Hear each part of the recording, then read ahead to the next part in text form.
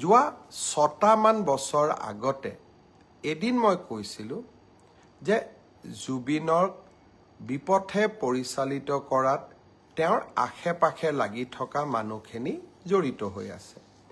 6 বছৰ আগতে মই কি কৈছিলোঁ সি এতিয়াও সংবাদ মাধ্যমত বৰ্তমান সামাজিক মাধ্যমতো তাৰ উপস্থিতি আছে। সেয়েহে মোৰ গোটেই ঘটনাৰ সম্পৰ্কত মোৰ মতামত বা স্পষ্ট ভাৱ আজি নহয় 6 বছৰ আগতে মই ৰাইজৰ ওচৰত বা ৰাইজক মই জনাইছিলোঁ। জুবিন আমাৰ জাতীয় সম্পদ।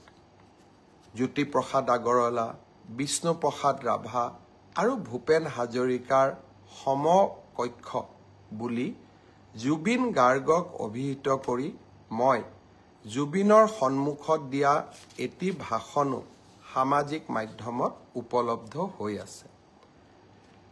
জুবিনৰ প্ৰতি মোৰ এক ব্যক্তিগত অভূতপূৰ্ব কৃতজ্ঞতাও আছিলে। মোৰ দেউতা প্ৰয়াত কৈলাশনাথ শৰ্মাৰ গীতৰ সংকলন জুবিনে অতি মৰমেৰে ৰুণজুন নামৰ কেছেটটোৰ জৰিয়তে বাণীবদ্ধ আৰু ভিডিঅ' কৰি মোক উপহাৰ দিছিলে। আৰু সেই গানকেইটাই যথেষ্ট সমাদৰ লাভ কৰিছিল। এজন পুত্ৰ হিচাপে তাতকৈ গৌৰৱৰ কথা একোৱেই নাছিল।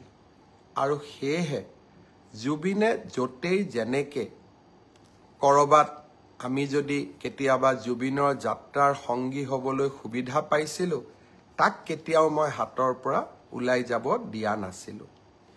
আজি কোভিডৰ সময়ত মুম্বাইৰ পৰা জুবিনক উভতাই অনা, ডিব্ৰুগড়ৰ পৰা বিশেষ বিমানেৰে নতুন দিল্লীত গ্ৰীণ কৰিডৰ বনাই জুবিনৰ চিকিৎসাৰ ব্যৱস্থা কৰা, জীৱনৰ কেইবাটাও গুৰুত্বপূৰ্ণ অধ্যায়ৰ মই সাক্ষী হৈ থকাৰ সুযোগ পাইছিলোঁ।